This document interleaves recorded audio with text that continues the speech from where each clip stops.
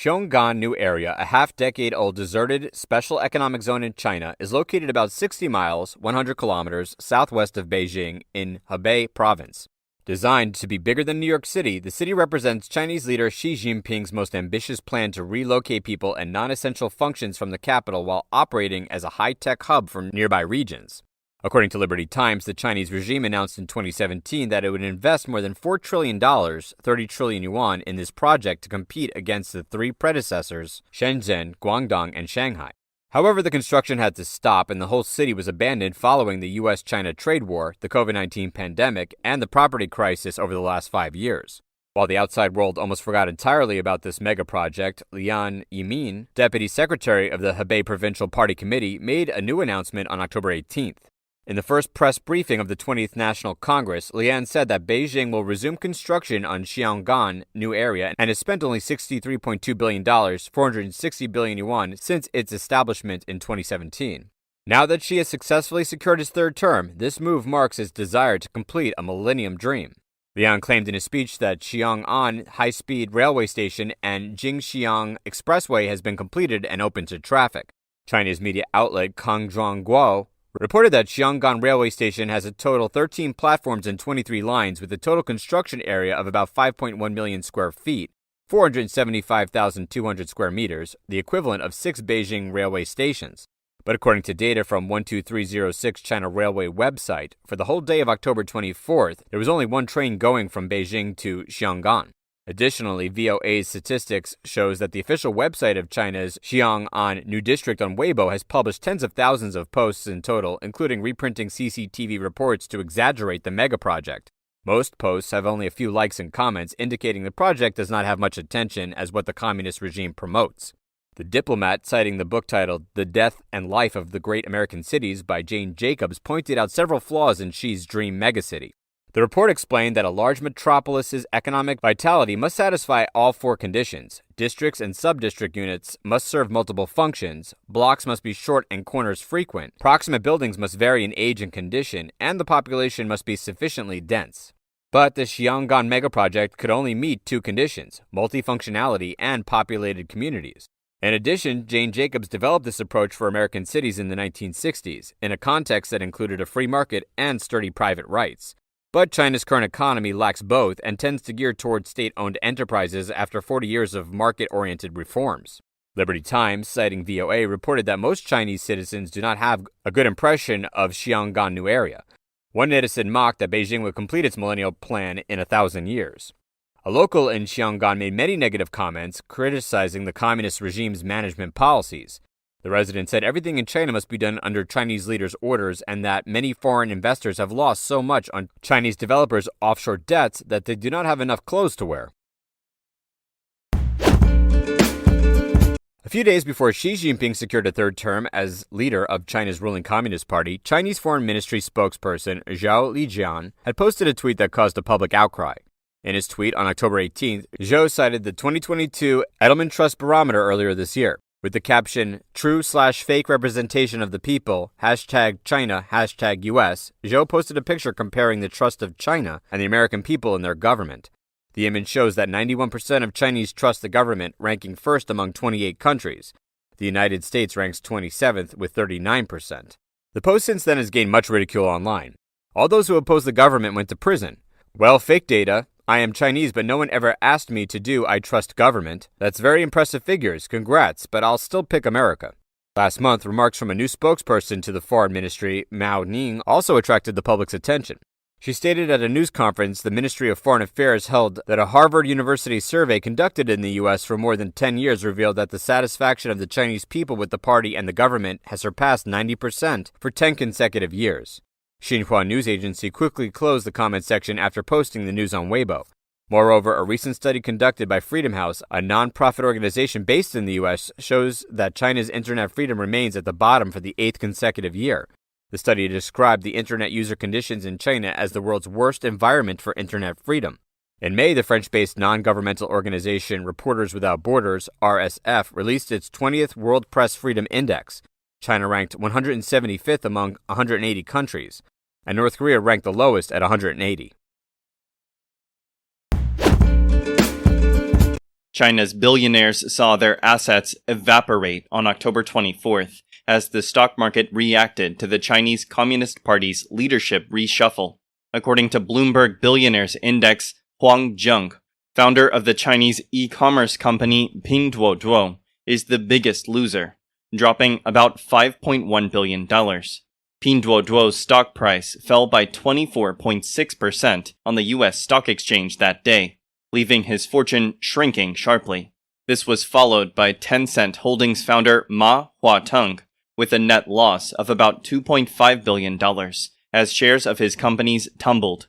China's richest man, Zhong Shanshan's net worth shrank by $2.1 billion. He is now chairman and founder of bottled water giant Nongfu Spring. Ding Lei, the founder of internet and game company NetEase, lost about $1.8 billion, and Alibaba founder Ma lost $1 billion. According to Zhong Ang, the market sell-off swept away $35 billion from the fortunes of China's billionaires in one day. The reshuffle of the Chinese Communist Party's leadership concluded over the weekend, with the Politburo Standing Committee filled with close aides of Chinese leader Xi Jinping, who will serve a third term as General Secretary. According to Bloomberg, China and Hong Kong stock markets fell sharply on concerns that authorities would continue to control private enterprises, and there would be no change in their strict zero-COVID policy. An index tracking the nation's shares listed in Hong Kong tumbled more than after any Communist Party Congress since the index's inception in 1994. Even before the slump on October 24th, China's wealthiest were on track for their worst year in a decade.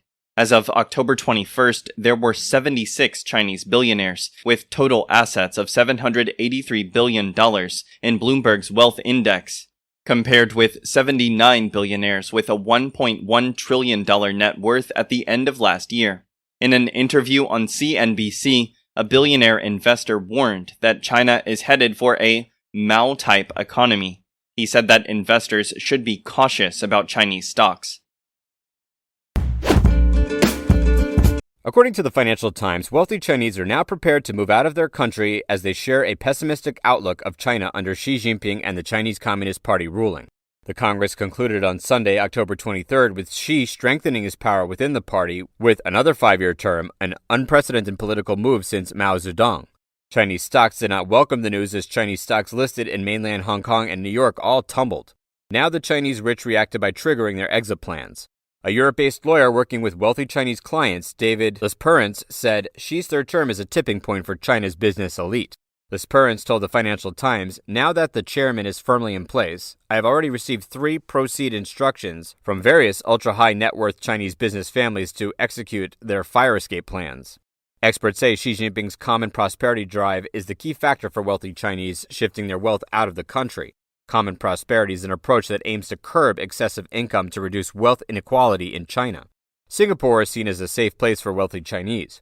The country has been a favorite destination for many years for Chinese billionaires.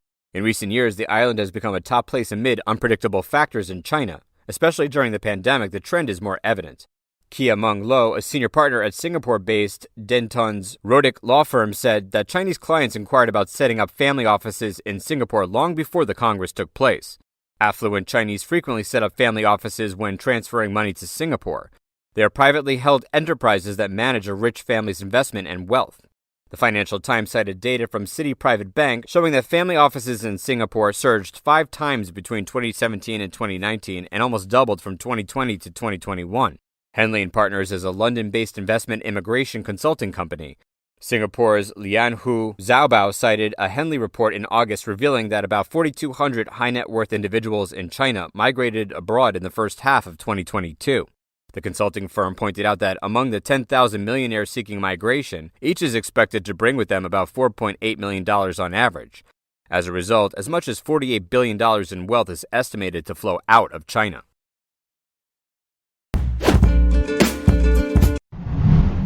Anti-epidemic staff use an axe to threaten people who don't wear masks.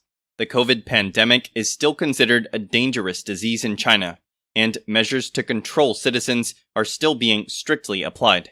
A video of a demand for 3 diners to wear a mask was shared on the Reddit discussion forum.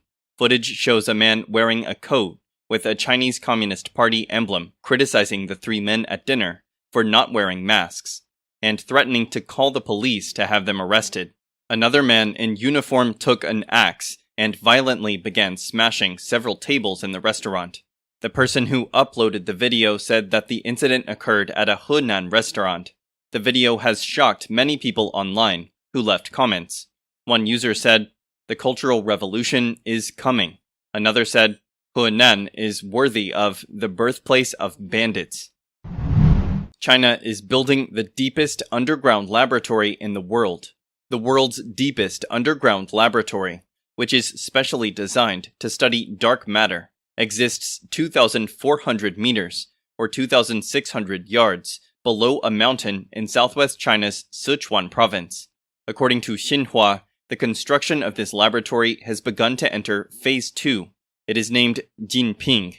It has a surface area of 40,000 square meters, or 48,000 square yards, and a research space of 300,000 cubic meters.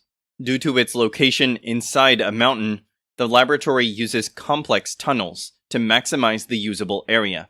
With a 10-layer enclosing structure, the laboratory can carry out research without outside influence, and integrating many modern machines for research.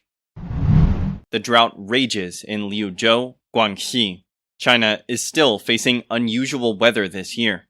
Winter has begun, but the temperature in Liuzhou, Guangxi is still high. Combined with little rainfall, many places in Liuzhou have become drought-prone. Liuzhou Meteorological Station, October 25th, also issued an orange drought warning signal. The warning indicates that the current comprehensive meteorological drought index in Liuzhou City reached heavy drought, which is expected to continue in the coming week. The dry weather has greatly affected the crops. People had to mobilize all water pumps to the reservoirs to obtain water to save their crops.